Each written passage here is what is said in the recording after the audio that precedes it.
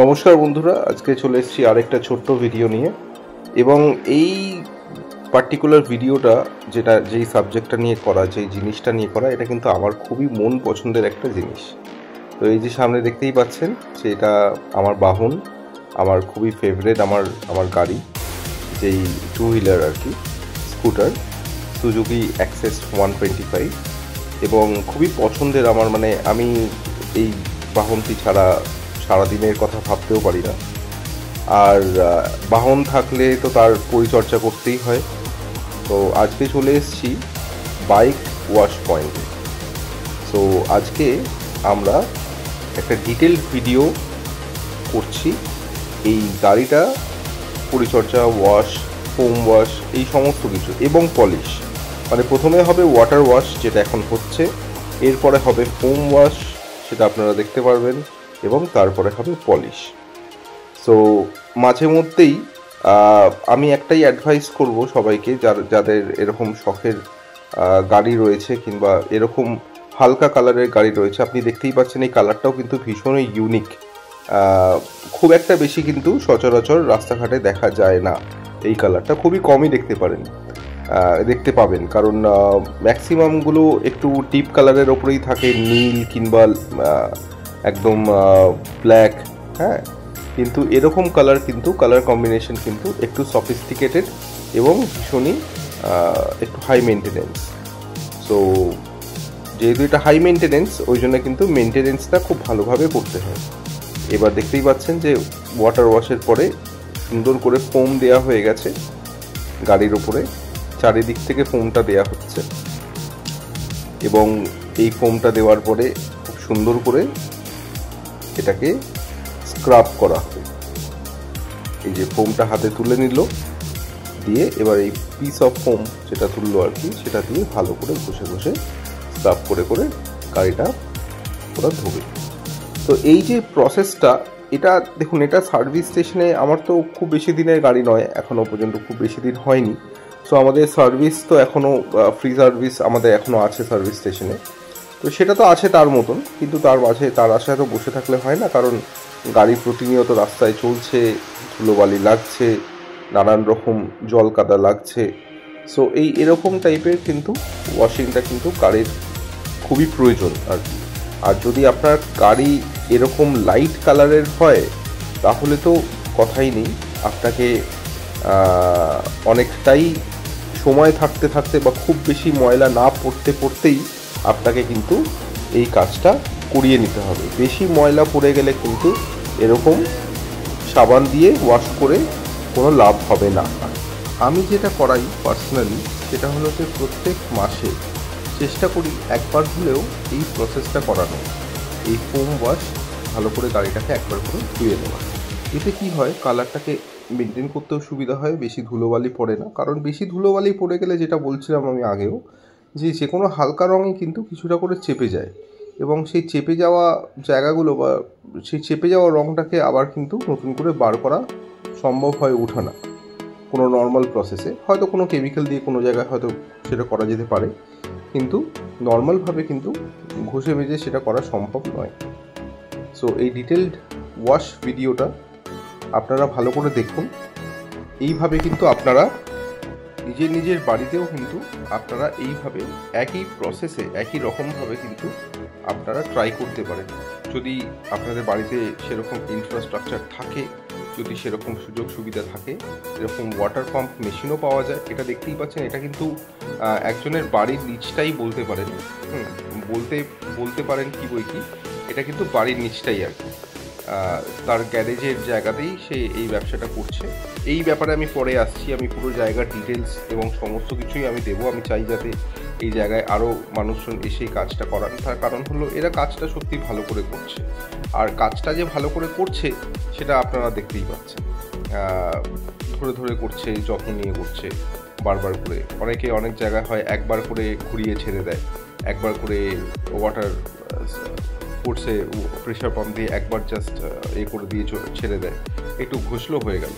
তো এখানে কিন্তু জিনিসটা কিন্তু একটু অন্যরকমভাবেই হচ্ছে, একটু যত্ন নিয়ে হচ্ছে, সেটা আপনারা দেখতেই পাচ্ছেন। সো হয়ে গেল, এটা আপনার প্রেশার পাম্প প্রথমে ওয়াটার ওয়াশ হয়ে গেল, তারপরে ফোম ওয়াশ হয়ে গেল। ফোম ওয়াশ ঘষেও ভালো করে ময়লাগুলো তুলে দিল। এবার ওদের অন্য একটা ডিপার্টমেন্টে গাড়িটাকে নিয়ে এসছে পাশেই আরেকটা জায়গায়, সেখানে কিন্তু এবার ড্রায়ার দিয়ে কিন্তু গাড়িটাকে কিন্তু শুকোচ্ছে, যে যাতে কোনো ছোট ছোট যে পার্টসগুলো রয়েছে, যেখানে ছোট ছোট ছিদ্রগুলো রয়েছে, সেখানে যাতে জলটা না জমে। ওইদিকে দেখতে পারলেন যে একটা টেবিল ফ্যানও ওরা চালিয়ে দিল। মানে জিনিসটা কিন্তু ওরা সত্যি যত্ন নিয়ে করছে। সো যত্ন নিয়ে করছে বলেই আর কি আমি কিন্তু এই ভিডিওটা করছি। যদি এমনি নর্মালি রাস্তার ধারে যেসব এরকম ওয়াশ বা বাইক ওয়াশের জেনারেল যে জায়গাগুলো হয়, সেখানে কিন্তু এত যত্ন নিয়ে করে বলে আমার মনে হয় না। যাই হোক, এই জায়গাটার সন্ধানটাও আমি পেয়েছিলাম আমার একজন বন্ধুর থেকেই। তো বাকি ভিডিওটা দেখে নিই। এই ভিডিওর মধ্যে আমি এই জায়গাটা কোথায় আছে, এই জায়গাটা ডিটেলসটাও কিন্তু ওখানে আমি তুলে ধরেছি আমার একটা ভিডিও ক্লিপে, সেটা এটার মধ্যে ইনক্লুডেড। তো জায়গাটা কোথায় আছে সেটা দেখার জন্য কিন্তু ভিডিওটা পুরোটা দেখতে হবে। তো এখন ভালো করে মুছে নিচ্ছে, একদম শুকনো করে কাপড় দিয়ে, পাখা চালিয়ে আপনার ড্রায়ার দিয়ে যতটা করার ততটা তো করলোই, প্লাস এবার দেখতেই পাচ্ছেন একদম কাপড় দিয়ে প্রত্যেকটা ছোট থেকে ছোট ডিটেলস ওরা মুছছে আর কি। এর আগে আমি আমার একটা এরকম আমার গাড়িটার একটা ওয়াশিংয়ের একটা ক্লিপ, একটা শর্ট আমি অ্যাড করেছিলাম। তো আমার মনে হলো যে সেটাতে খুব একটা ডিটেলডভাবে আমি দেখাইনি যে কীভাবে কী হয় কাজটা এখানে।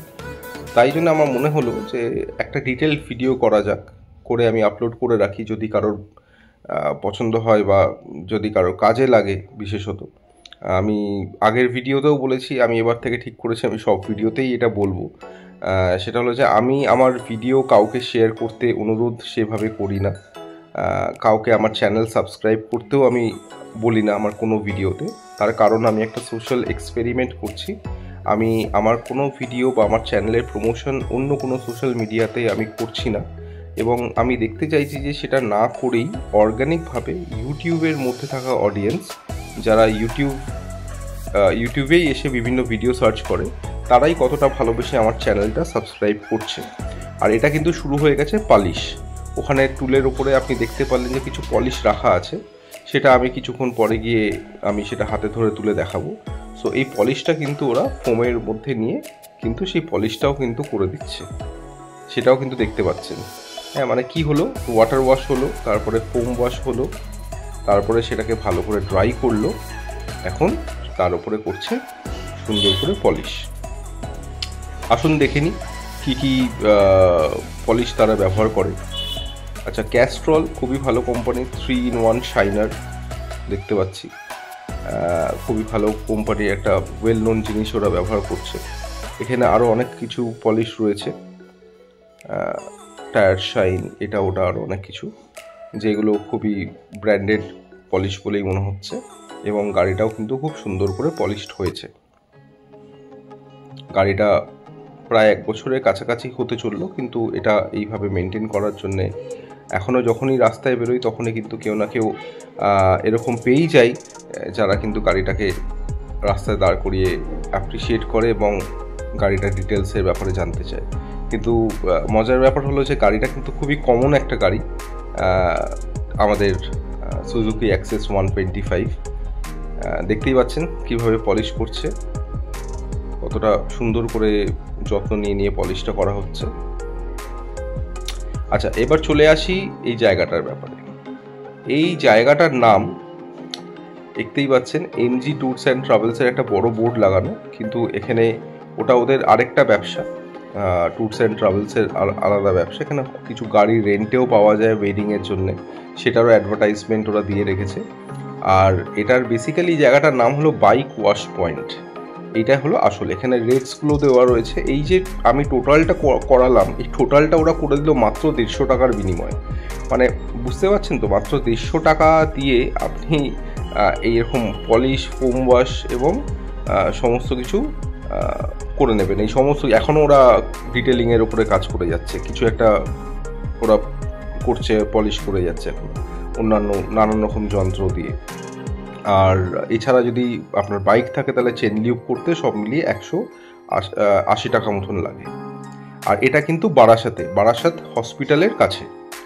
ওখানে গিয়ে খালি বলতে হবে গ্যালিফের গ্যারেজ, এটা ওদের ডাক নাম, গ্যালিফের গ্যারেজ বললেই পেয়ে যাবেন।